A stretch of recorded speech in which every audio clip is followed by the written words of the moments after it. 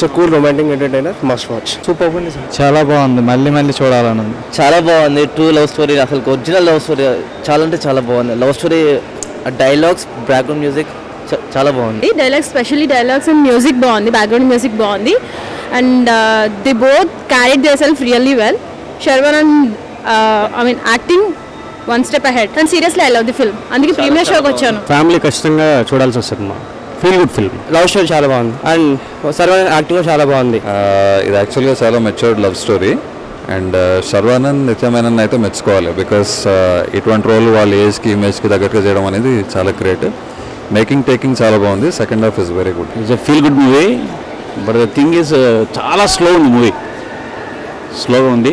Songs and dialogues are very good. మంచి feel good movie. Recent టైమ్స్లో, ఈ మధ్య కాలంలో చూసిన మూవీస్లో ఇప్పుడే మళ్ళీ రాను రోజు చూసి వచ్చామండి. చాలా బాగుంది సినిమా.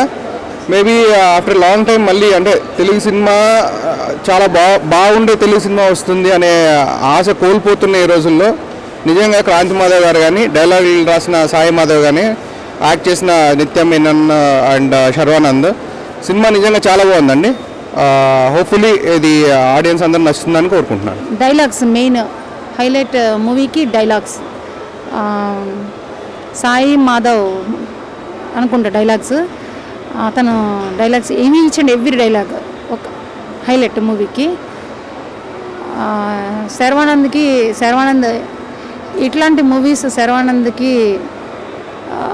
చాలా ఈజీగా చేసేస్తాడు శర్వానంద్. ఇట్లాంటి మూవీస్, గమ్యం, జర్నీ, ఇట్లాంటి మూవీస్ శర్వానంద్కి చాలా ఈజీ.